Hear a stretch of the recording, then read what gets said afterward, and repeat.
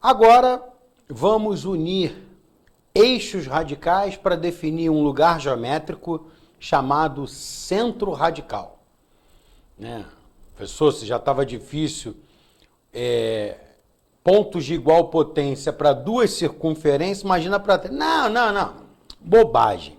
Bobagem, se você entendeu até agora, essa parte aqui vai ser tranquilo para você. Olha só, agora eu tenho 3 circunferências, tá bem? 3 circunferências. Uma de centro A1, uma de centro A2 e uma de centro A3.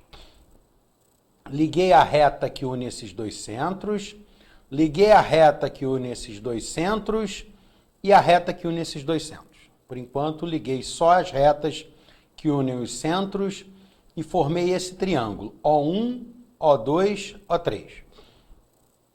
Nós sabemos que o eixo radical relativo às circunferências de centros O1 e O2 é perpendicular à reta que une os centros.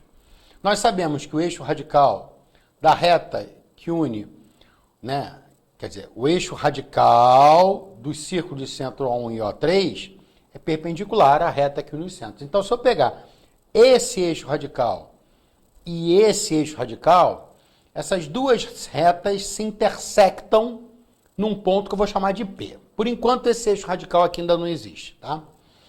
Mas como o ponto P está nesse eixo radical 1, 2, eu tenho que a potência do ponto P em relação ao círculo de centro A1 é igual à potência do ponto P em relação ao círculo de centro A2, porque o eixo radical é o lugar geométrico dos pontos de igual potência.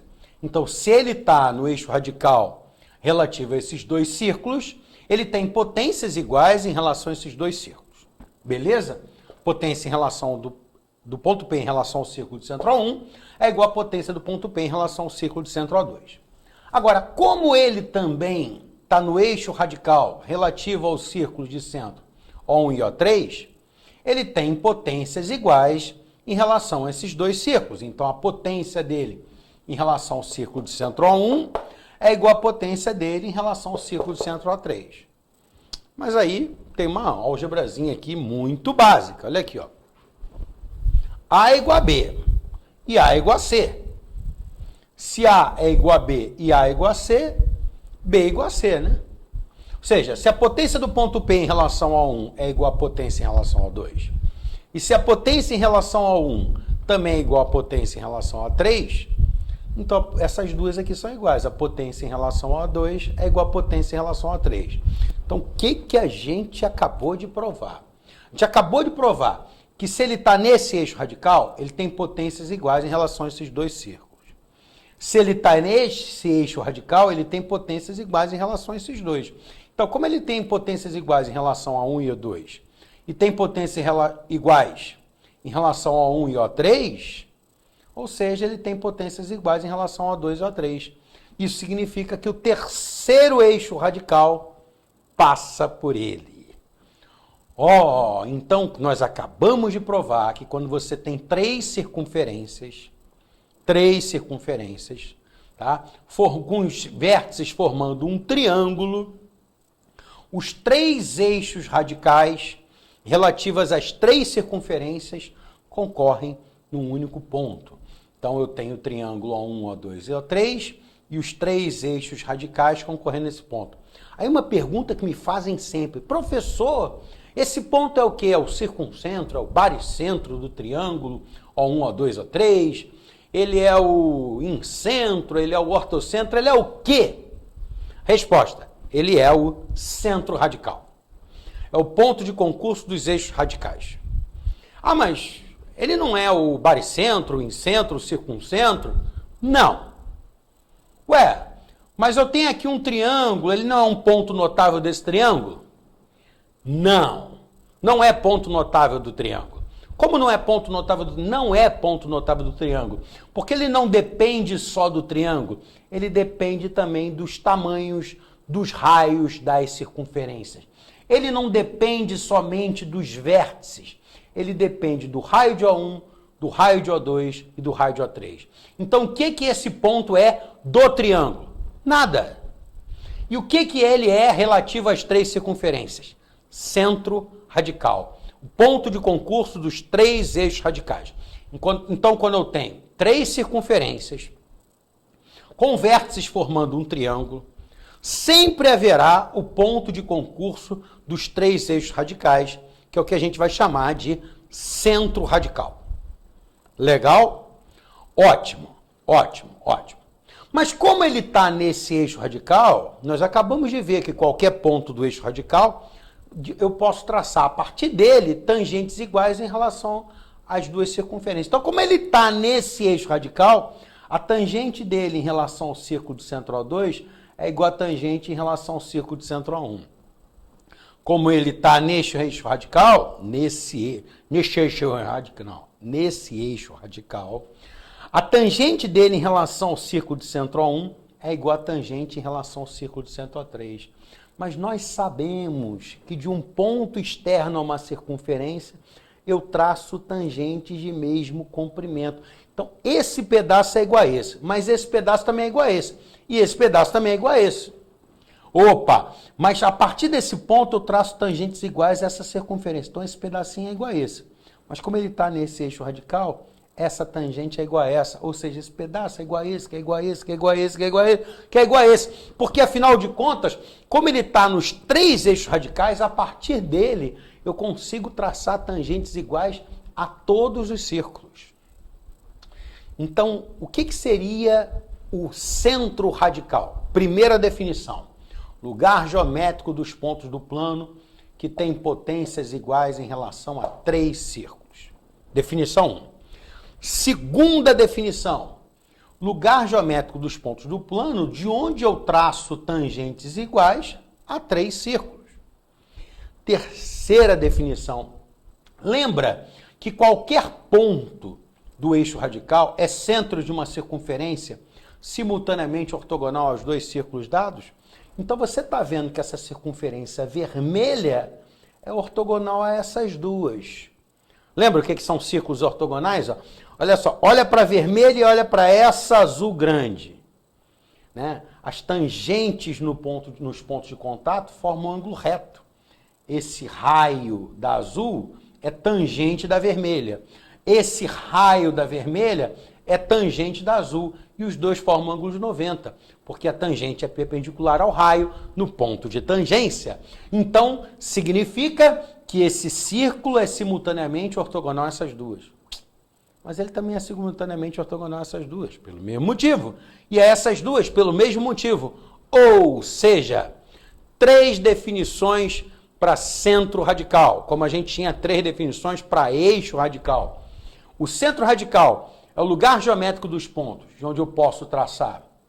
Quer dizer, primeiro, o centro radical é o lugar geométrico dos pontos que tem potências iguais em relação a três círculos. Definição 1. Definição 2. O centro radical é o ponto do plano de onde eu posso traçar tangentes iguais a três círculos. Três círculos com vértices formando um triângulo.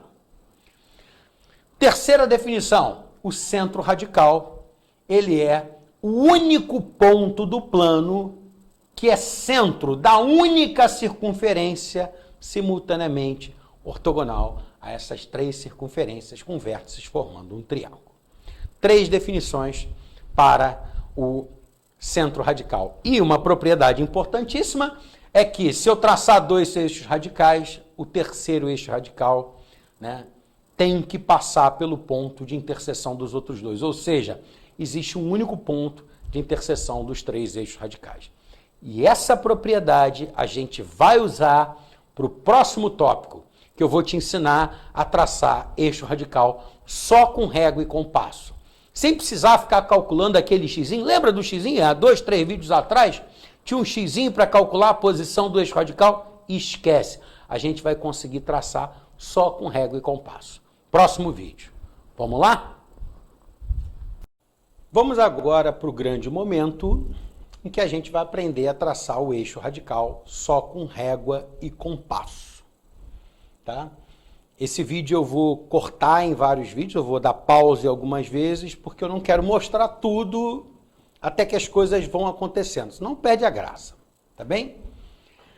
A gente viu que o eixo radical ele é perpendicular à reta que une os centros. Então, já tracei aqui a reta que une os centros dessas duas, as exteriores.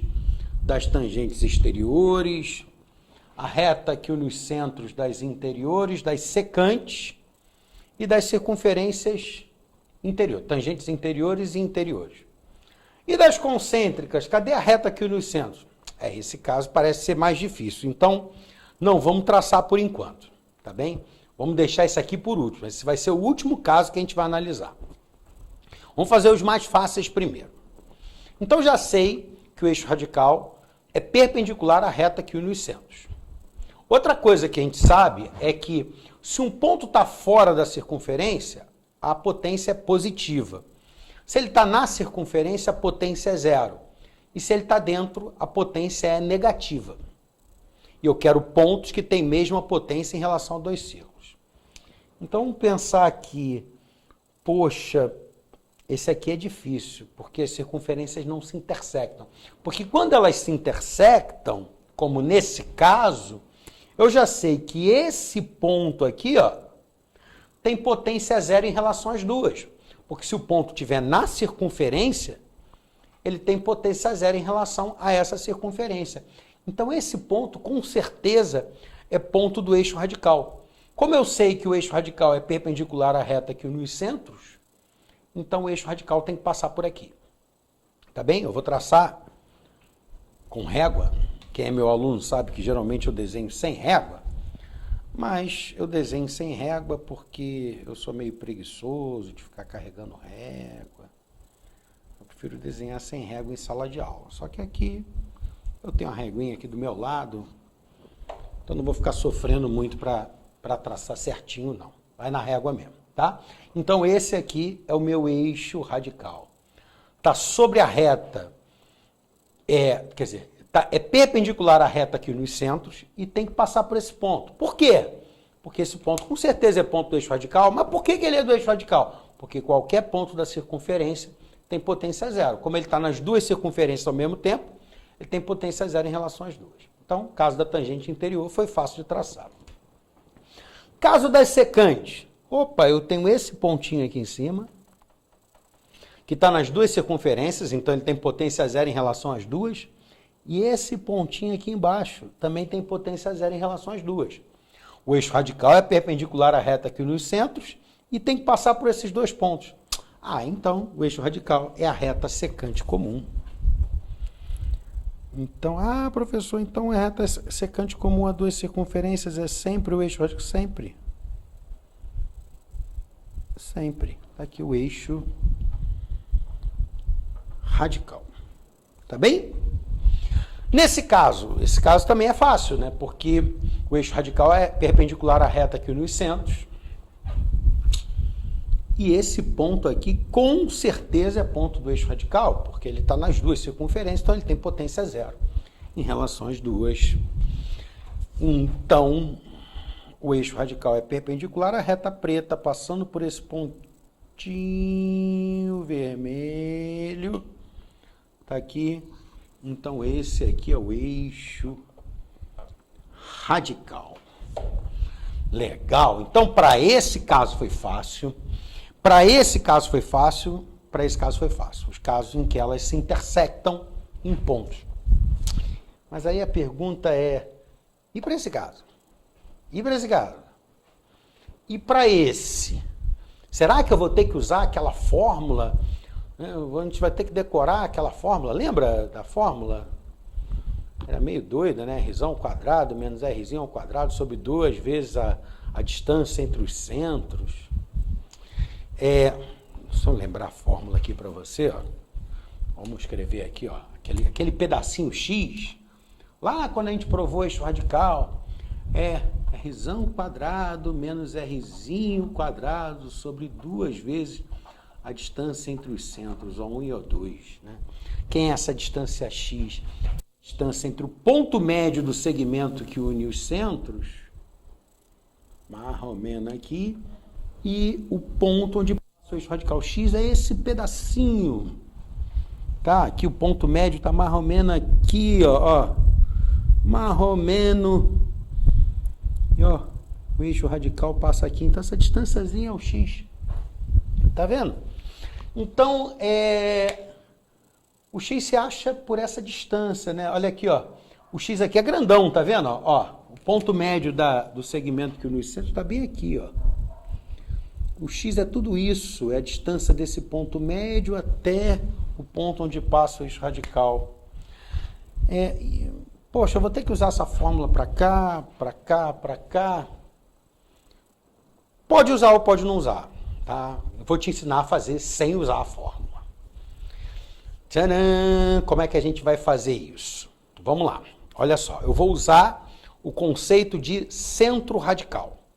Tá bem? Talvez eu nem vá cortar o vídeo, tá bem? Vamos direto. Vamos direto. Vou usar meu fone de ouvido. Então, vamos lá, com o meu fone de ouvido. A gente sabe que se eu tenho 3 circunferências, os 3 eixos radicais se intersectam num único ponto. Então, se eu escolher aqui uma circunferência ao acaso, mas qual é a circunferência que você vai escolher? Qualquer uma. Chuta um centro, chuta um raio, simplesmente para formar uma terceira circunferência aqui, ó. Olha aqui, ó, forma uma terceira qualquer, na posição que você quiser. Tá vendo? Formei aqui a terceira. Não vou desenhar tudo, não.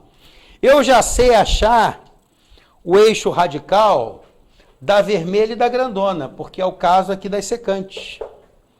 Opa! Então, tá aqui meu eixo radical, ó. Tcharam! Tomara que eu não estrague, senão vou ter que fazer o vídeo todo de novo. Não estraguei, não. Legal. Agora, eu tenho aqui, ó, o eixo radical da vermelha e da azul pequenininha, porque é o caso de secante de novo, vai passar pelos pontos de contato. Eu não posso apagar, deixa eu ver se eu não erro.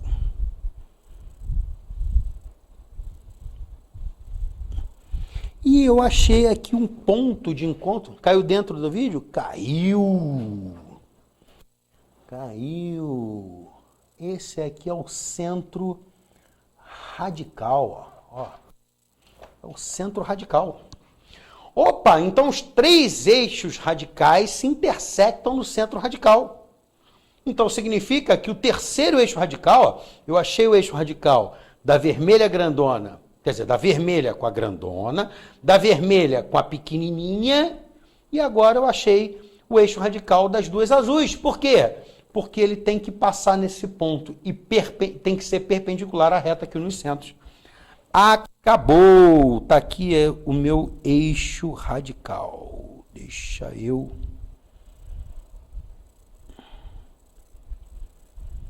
traçá-lo. Esse é o eixo radical. É perpendicular à reta que une os centros e passando pelo centro radical do sistema formado pelas 3 circunferências. E a terceira eu inventei, podia ser qualquer uma. Ah, vai dar sempre sempre a mesma coisa. Legal? Você vai achar sempre um ponto do eixo radical que você está procurando. Eu posso usar essa técnica para cá também. Por que não? Cadê? Vou deixar minha régua aqui. Vou pegar o meu fone de ouvido.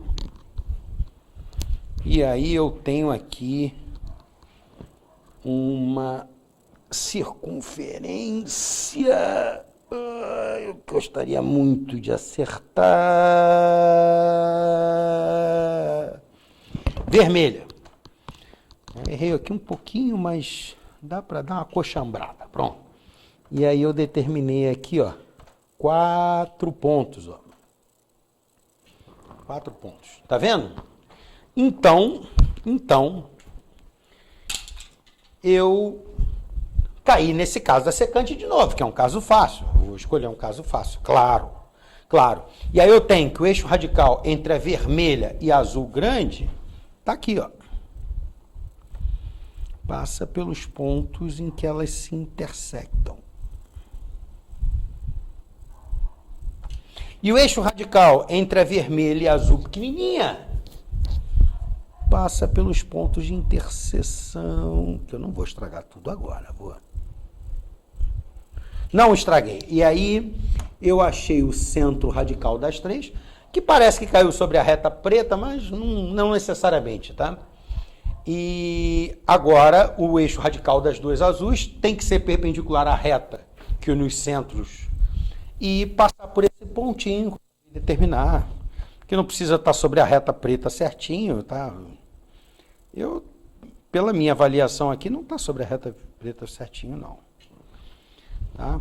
E perpendicular, esse é o meu eixo radical, viu? Eu consegui traçar só com régua e compasso, né? Minha régua, pã, e o meu compasso é um fone de ouvido. Ótimo. E no caso das concêntricas? Olha, só de olhar para cá, você vai ver que das concêntricas vai dar zebra, né? Porque nessa regrinha aqui, né, porque é para achar a distância entre o ponto médio e o ponto onde cai o eixo radical, eu uso a distância entre os dois centros. Como a distância entre os dois centros é zero, vai zerar denominador, certo? Deu curto-circuito. Então, vai dar problema nas concêntricas de alguma maneira. Isso deve aparecer na geometria. Vamos ver se aparece? Vamos usar a mesma técnica. Vamos traçar aqui uma outra circunferência qualquer. E vamos ver se dá zebra. Você vai ver que vai dar zebra. Por quê? Vamos atrás do tal do centro radical. Tracei aqui o eixo radical entre a vermelha e a azul grande. O meu vermelho já está começando a falhar. Para ferrar com a minha vida. Ó. E eu vou traçar, tá vendo?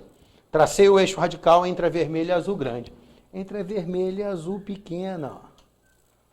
Param.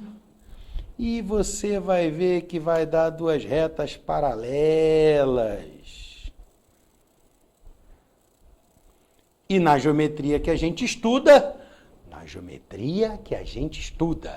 paralelas não se intersectam. Como assim na geometria que a gente estuda, paralelas não se intersectam? Quer dizer então que outras geometrias podem intersectar? Pode, mas deixa isso para lá, né? Porque na nossa geometria, na geometria euclidiana clássica, que é o que a gente estuda, não se intersecta.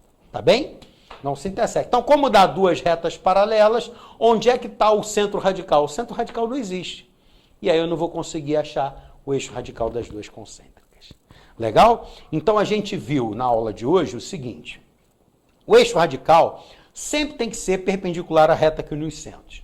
Se as circunferências se intersectarem, é moleza, porque ela é perpendicular à reta que une os centros e tem que passar pelo ponto de interseção, ou pelos pontos de interseção das duas.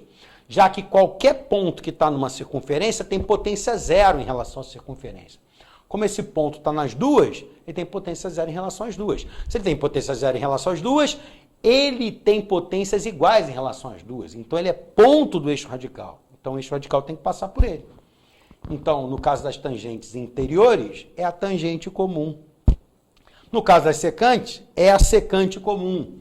Das tangentes exteriores, é a tangente comum. No caso de exteriores e interiores, ou eu posso usar essa fórmula, que aí ela vai me dar, o x é a distância entre o ponto médio, né? Tá aqui o ponto médio da reta que une os centros.